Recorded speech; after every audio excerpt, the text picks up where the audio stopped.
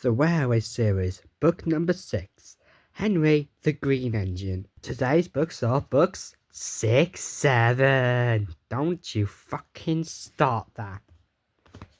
Go on, do something, I dare you. Take that. Chapter 1, Coal. Henry had been feeling really shit.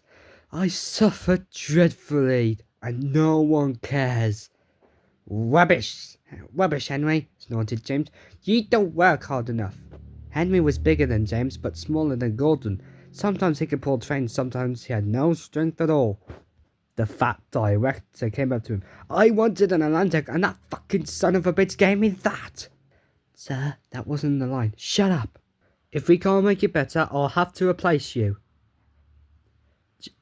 Henry began to cry. In order to find out what was wrong with Henry, the fat director hopped on board Henry, and along with his driver and fireman, to see what was the problem. Being in a steam engine again. What good times. Sir, you're not that old. What the fuck did you just say? Nothing. Good. Edward took charge of the train while Henry stayed behind. I'm looking, said the fat director. I think I see the problem, he said. Your firebox is too small. Yeah, no shit. Maybe we should give you some new coal. Coal? Yes, Welsh coal.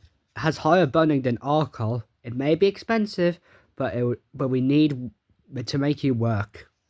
The Welsh coal finally arrived. Come on, Henry, we'll show those little bastards who's boss. Yeah, let's do this. Henry was now more stronger and more fuel resistant. He could finally pull a train 20 yards without stopping. Yes, I can pull it.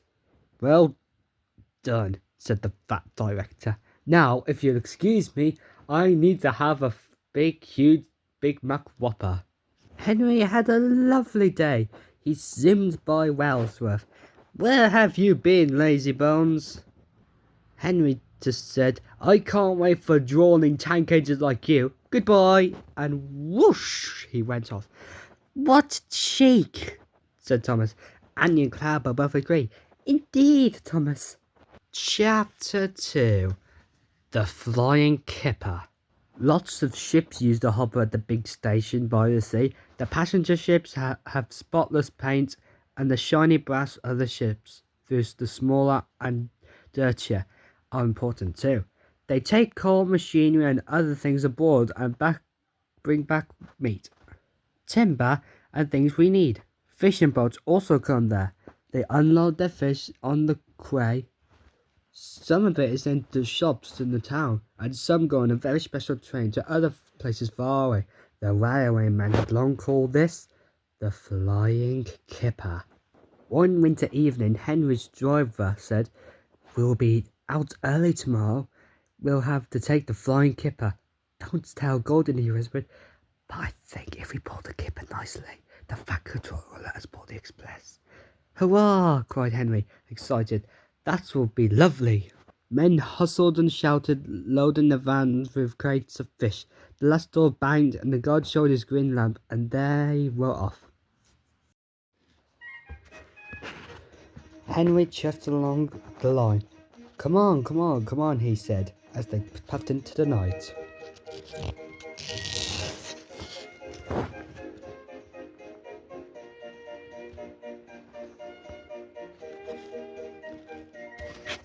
The signal was put down. Yay, we can go through now.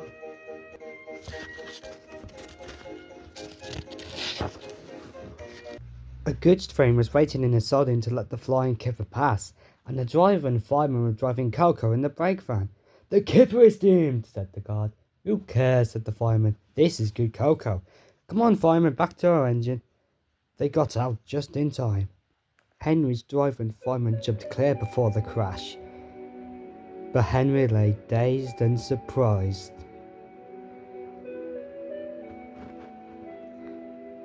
The fat director went up to come see him. The signal was down, sir. Cheer up, Henry, said the fat director. It wasn't your fault. Ice and snow caused the accident. I'm sending you to Crew, a fine place for sick engines. You will have a new fire and you'll be completely rebuilt. Oh, thank you, sir, he said. Henry was promptly lifted onto the tracks again. Luckily, he could roll by himself. When Henry returned, he had become an LMS Jubilee class. Hello, everybody, I'm back.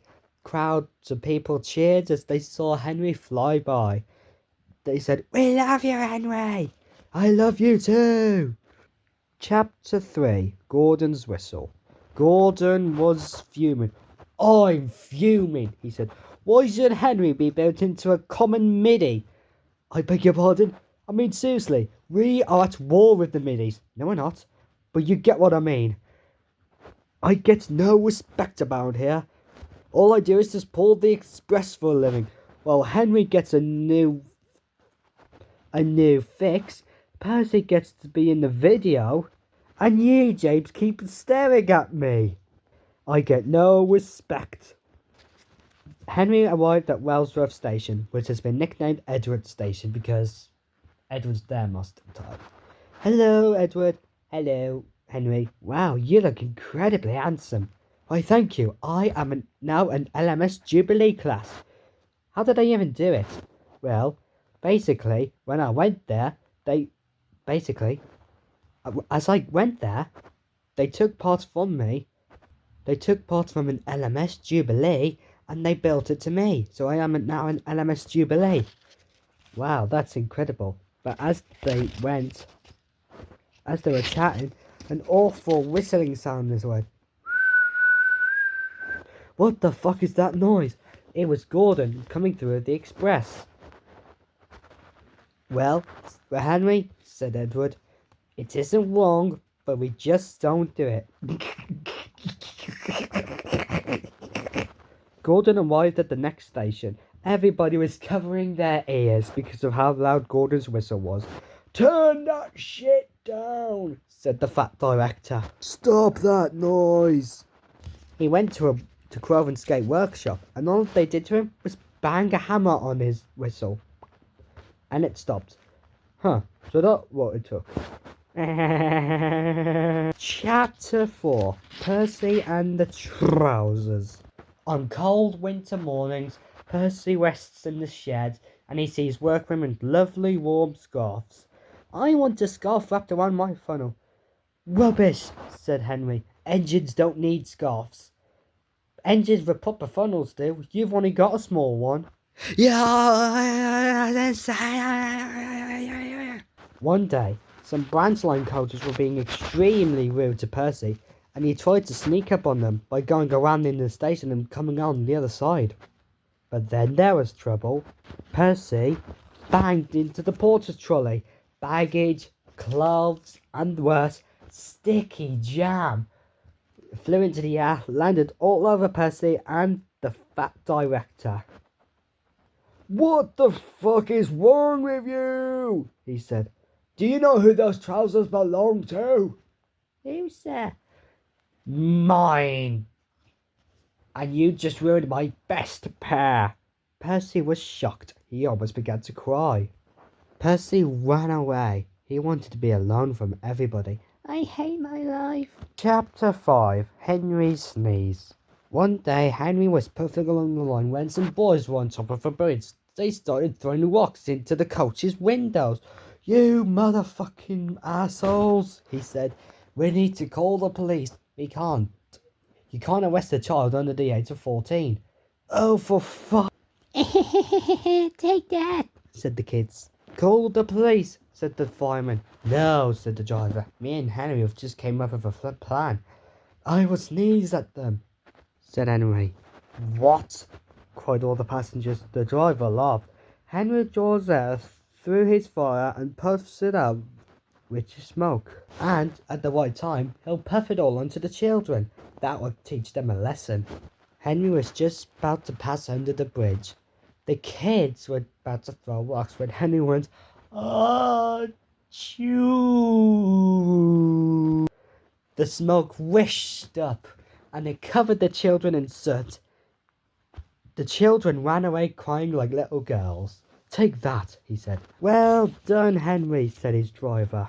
"They won't drop stones on trains again," he said. You coated them all black," he said. Henry never again sneezed under a bridge. The fat director didn't like it. His smoke box was always cleaned in the yard. While he was resting, he has now gone under more bridges than he can count. But from that day on, no more kids tried to throw stones at him. The end.